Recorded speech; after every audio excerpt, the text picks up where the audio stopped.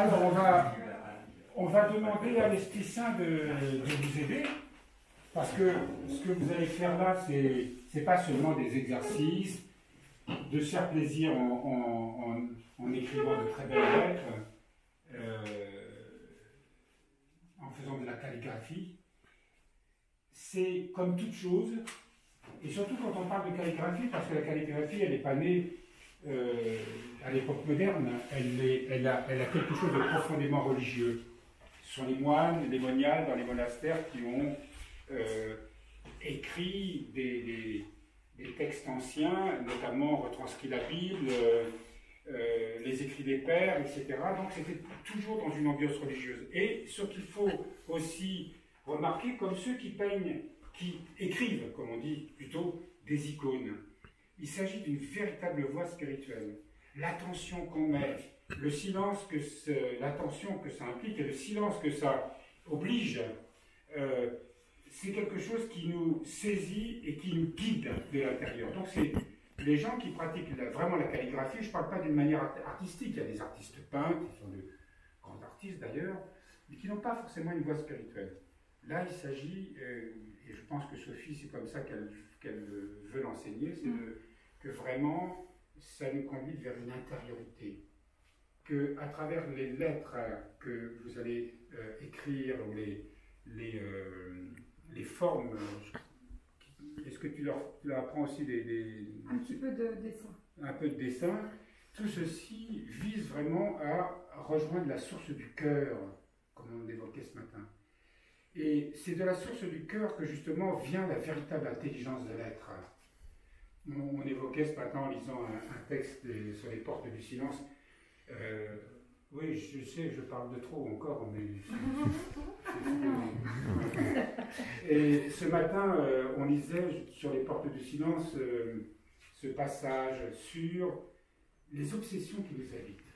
Et les obsessions qui nous habitent, ce sont l'imagination qu'on se fait sur les autres, sur ceci, sur cela. On est toujours un peu comme si nous étions, ici on est proche de la mer, et les Bretons c'est un peuple de marins.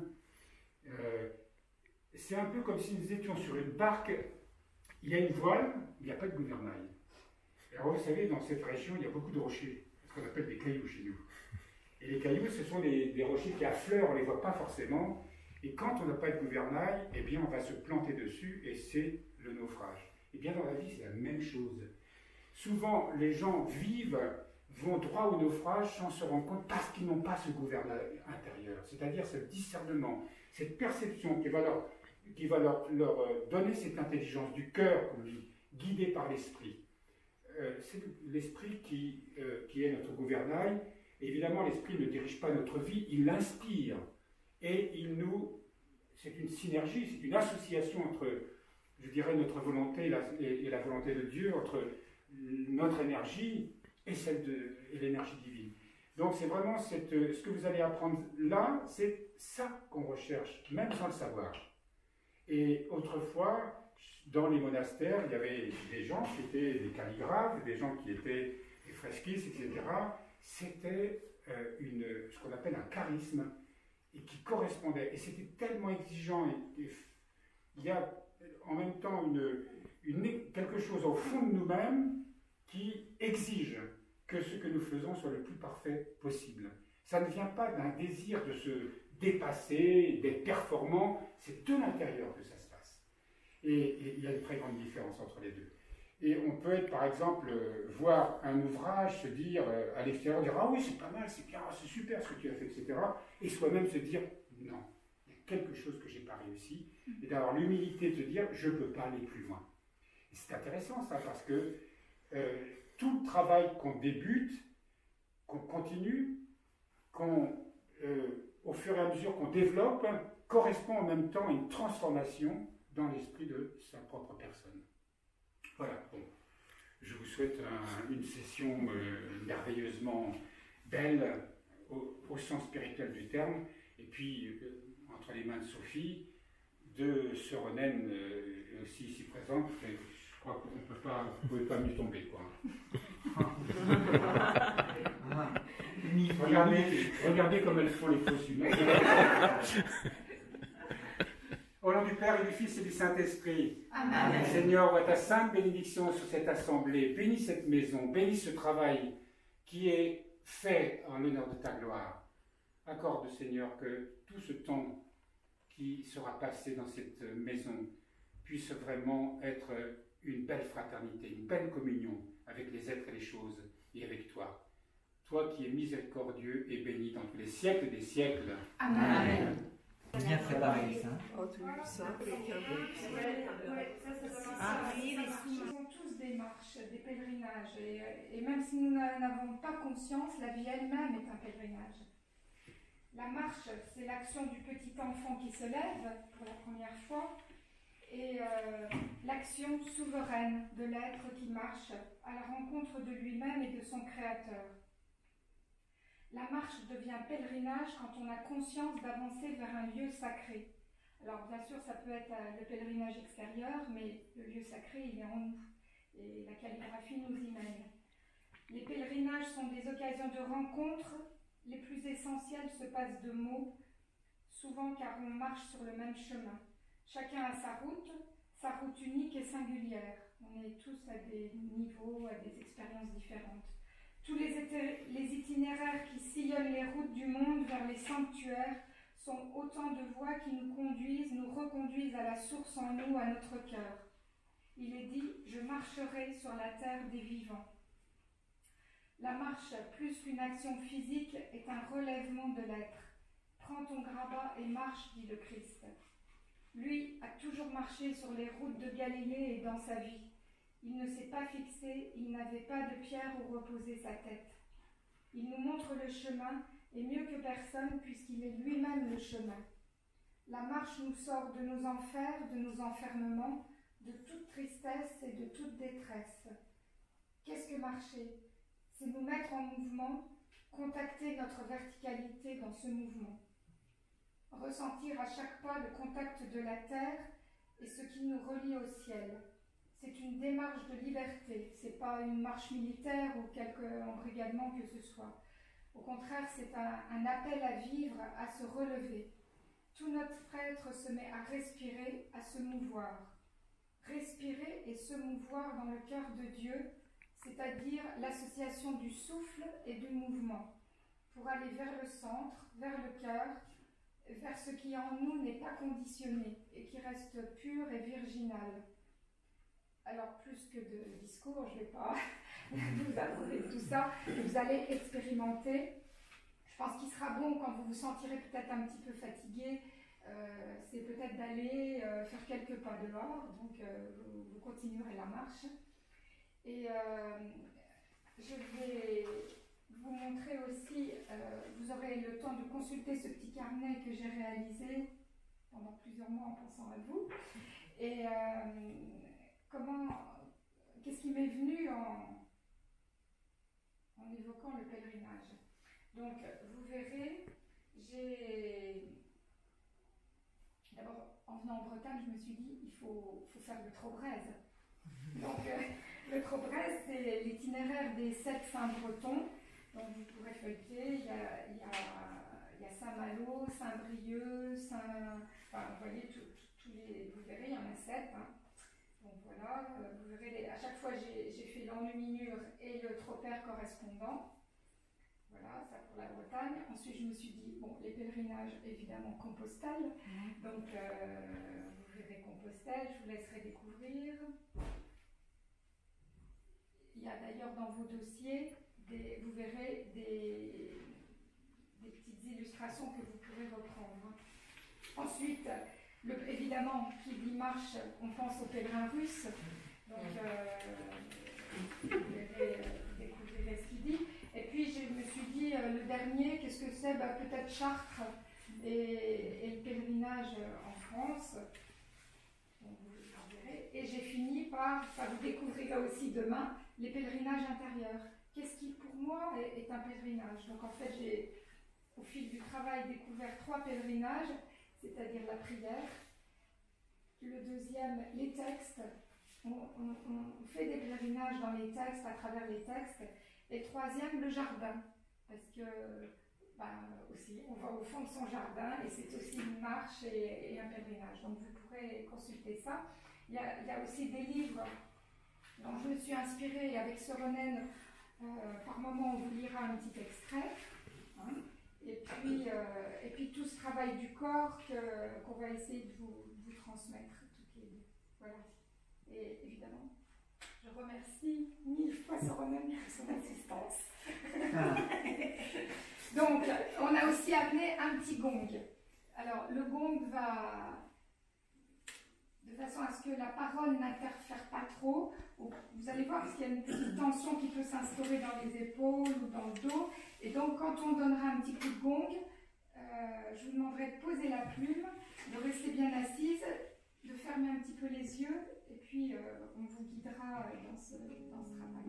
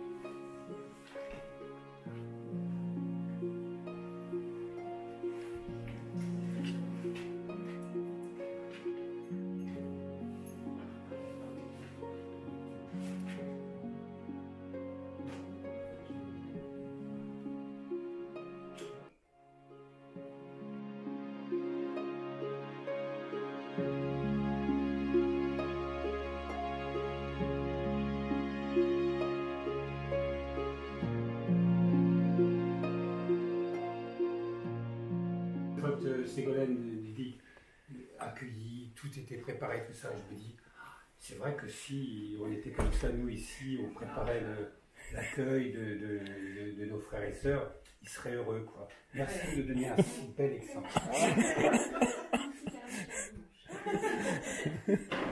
Je te taquine, bien sûr. C'est formidable. T'as vu? Ah bon? Non, mais quand je regarde chaque feuille, et je me dis, mais c'est vrai, une approche complètement différente. C'est cool, hein? Et on sent une personnalité, voilà, un itinéraire personnel complètement différent.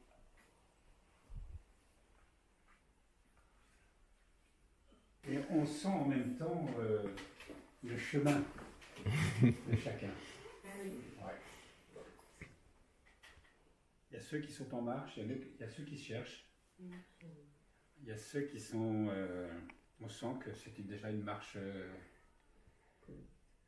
Il y en a une qui est très rigolote, là, c'est que c'est le pèlerin qui rêve qui marche, là. C'est la tenue. C'est pas toi, ça?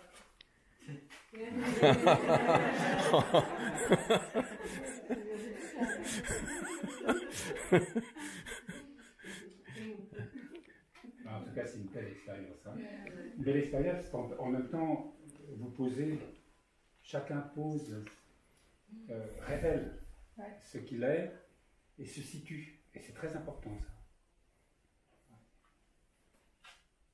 Moi, j'ai trouvé magique que grâce à toi, des gens viennent découvrir ce lieu. Moi, je croyais qu'il n'y avait que des gens qui allaient connaître le lieu, en fait. Ouais. Et pas du tout. Enfin, je pense qu'on est même minoritaire sur les 10 à vraiment connaître le lieu et à venir d'assez près. Ceux qui ne connaissaient pas. Ouais, il y a Karine aussi, hein. Oui, parce qu'il y en a qui viennent Christiane. depuis longtemps. Ah oui, qui connaissaient C'est la première déjà, fois que vous venez? J'espère pas la dernière. Ce matin, quand je donne mes enseignements, surtout que là, c'est un sujet proprement monastique et très ciblé et assez radical. Ce matin, c'était génial. Ah oui, Ouais, c'est c'est bon. Je vais les effrayer. Ah, c'était génial. Je vais les effrayer, pourtant, je m'efforce de situer, surtout. Parce qu'évidemment, ce langage dans le monde, c'est folie, quoi. Hein. On m'arrête, on me met dans la charrette et je... mais c'est vrai que c'est tellement bon de savoir où on va. Et souvent, quand on reçoit des gens ici qui sont avec beaucoup de souffrance, c'est d'essayer de trouver les mots, de trouver le langage, de s'adapter, de descendre en fait dans l'enfer de la personne pour lui dire mais la lumière est là.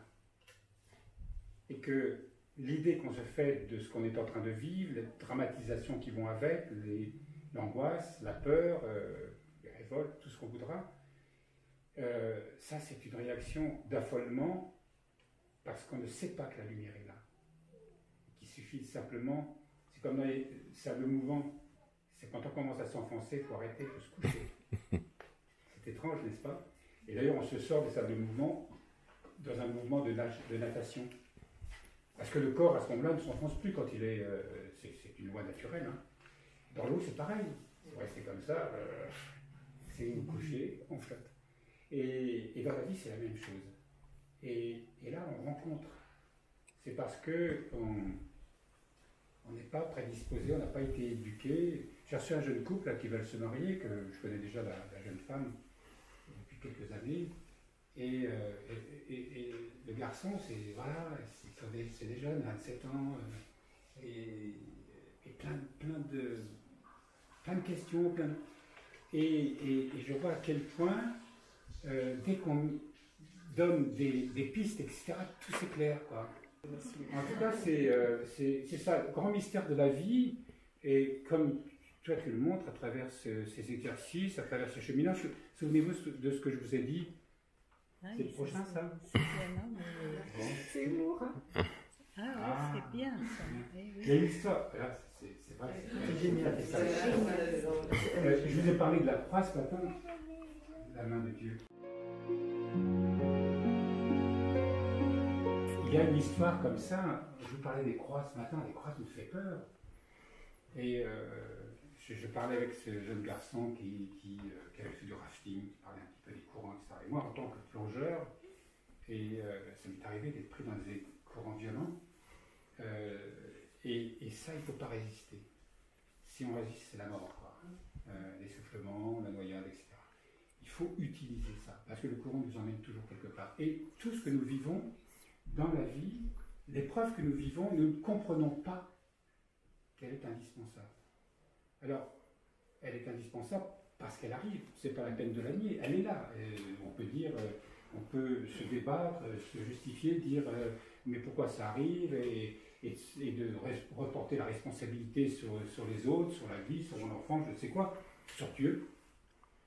Et on ne comprend pas que c'est comme dans les arts martiaux, celui qui est en face de nous, c'est pas un adversaire, c'est une image de moi-même. C'est l'image de ce qui vient me solliciter à travers l'épreuve, qui vient me déranger. Et je souffre d'autant plus que je résiste et que je ne comprends pas que c'est pourtant nécessaire, que ce qu'on est en train de vivre est une bonne chose en soi. Même si, à l'extérieur, ça nous paraît un grand malheur. Et effectivement, dans les arts martiaux, on en a fait des compétitions ici, mais à l'origine, ce sont des voies spirituelles. Et on apprend ce qu'on appelle dans les arts martiaux les katas. Ce sont des figures qui doivent être exécutées le plus parfaitement possible.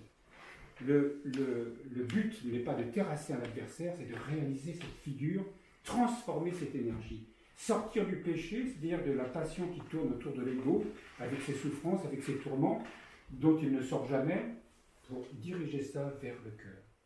Et tout ce que c'est ça le sens profond que le Christ est venu nous apprendre. On est resté souvent dans des formes extérieures, très moralisantes, très, très compliquées, complexes. Les rites nous paraissent complexes. En fait, tout est extraordinairement simple quand on perçoit le sens. Et à ce moment-là, tout ce que nous vivons, c'est ce chemin que tu as évoqué, de ce pèlerinage qui avance. Et qui, notre vie est le chemin. Chaque instant que nous vivons est le chemin. Et les écueils, les épreuves qu'on peut rencontrer font partie du chemin. Et il nous faut les accueillir avec cette foi et cette certitude que dans cet accueil, on y rencontre vraiment la lumière. On y rencontre la vie. On y rencontre la grâce. On y rencontre Dieu. Et quand on a perçu cela, même si évidemment, ça ne se passe pas aussi simplement que ça, parce qu'on a tellement de résistance en soi, on a tellement de blessures psychologiques, etc. Mais une communauté comme la nôtre, c'est une communauté de personnes qui expérimentent ça et qui doivent aider ceux qui ont besoin d'être aidés. On s'aide aussi, on s'entraide les uns les autres aussi. Et dans ces enseignements de chaque jour, dans toutes ces sessions comme celle-ci, eh bien, c'est apprendre ça. Et encore une fois, c'est extraordinairement simple. Rien à faire, quoi. Mais en tout cas, merci. Je trouve ça. On peut les garder?